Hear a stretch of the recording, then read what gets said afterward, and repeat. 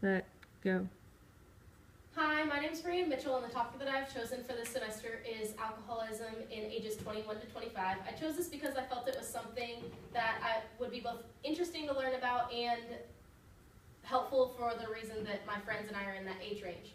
The way I decided to put this lesson together is to make it into a seminar in a series of seminars that would be called Surviving College. The different seminars would revolve around a variety of issues that are concerns on a college campus. So this is what my intro slide looks like. You'll notice that I use the word mentor instead of instructor because I felt that mentor was a little more personal, and I wanted to make it a little less lecture-y and a little more influential on the young people's lives. Another thing that I wanted to do to make it a little bit more personal would be to put the kids at tables of 5.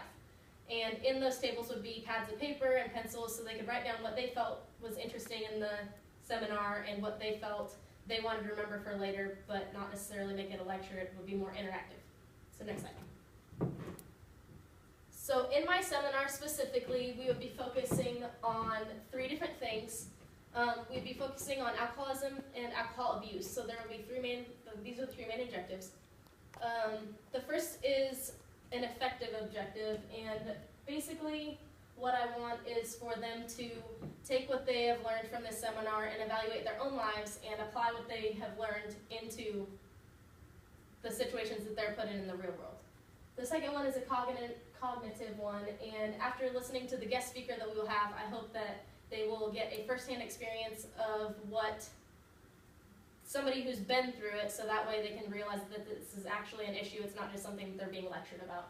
And the third one is a skill. Actually, by the end of the seminar, I hope that they will be able to take what I've taught them about environments and removing themselves from dangerous situations and putting that into real-life perspective.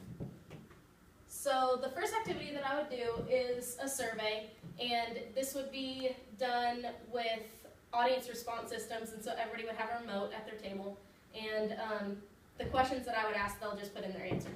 The questions that I would ask are, what is your gender? Have you consumed alcohol within the last year? Have you consumed alcohol within the last 30 days? How often do you drink, and do you engage in binge drinking? So I ask these questions because they're a little bit vague, but one of the things that I want them to understand is that this is anonymous, and so they can answer however they want, and nobody will judge them. It's just going to go up into a big percentage sign on the screen, so that way we can see what we're dealing with on the specific college campus that we're at that time.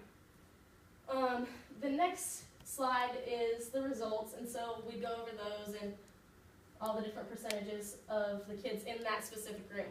However, the slide after this is how do I compare, and this is percentages of college students from all over the nation. So, like, for example, 71% of females reported drinking within the last 30 days, 25 to 30% of college students engage in binge drinking, and about 9% of college students become alcoholics. So this slide's super important because I think that it helps the kids to realize that they're not the only ones that are going through this issue and the concerns about abusing alcohol and using alcohol, and it'll be helpful to see that not everybody becomes an alcoholic, but it's also a really big concern.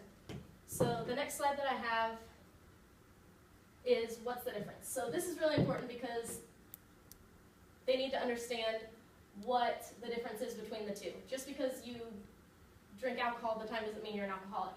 Alcohol abuse is defined as a pattern of drinking that results in harm to one's health, interpersonal relationships, or ability to work.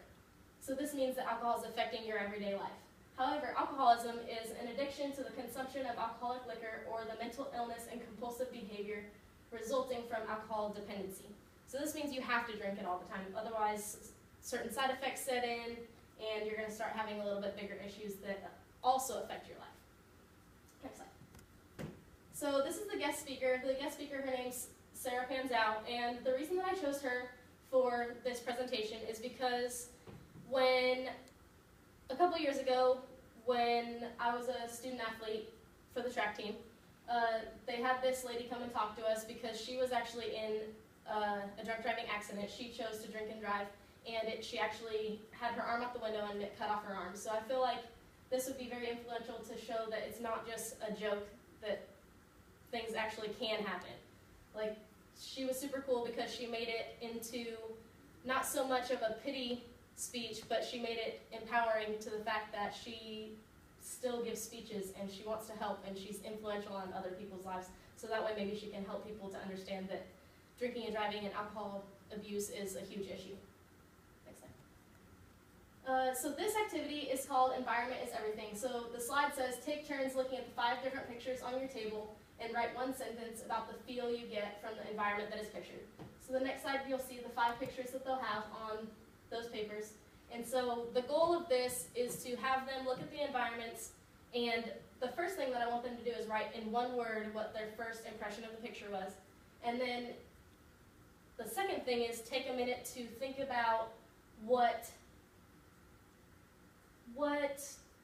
influence does this have upon drinking. Like, some people might see this girl in the middle by herself as not necessarily needing to drink, but what if she's lonely and she's an alcoholic and she needs a drink? Or this party up here, maybe you don't drink, but you want to go and have fun at the concert anyways. So it just gives a different perspective on different places and different environments and how it can have an effect on your alcohol use or things of that nature and dangerous situations that you might be in. So this is the third objective. It'll be figuring out how to look at environments and figure out the dangers that come from them.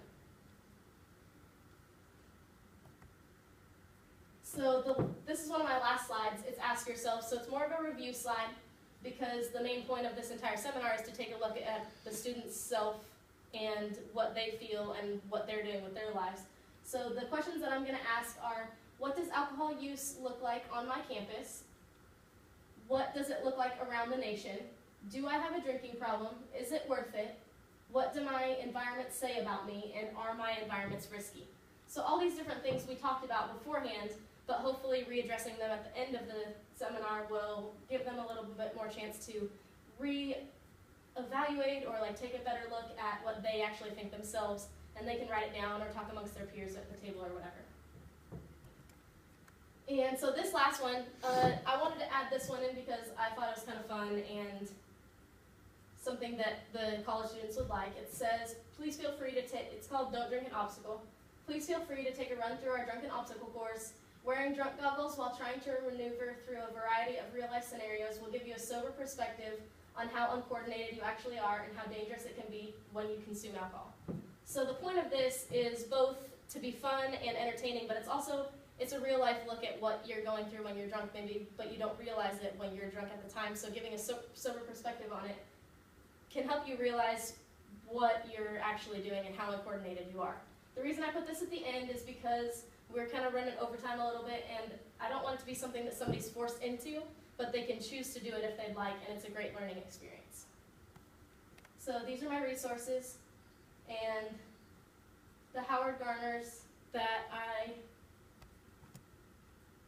all the different ones that I use. So during the survey, I used the interpersonal and intrapersonal intelligence because they're looking at themselves and what they think and what they're doing. The results are more logical because they're involved with numbers and how they compare to other students in their campus.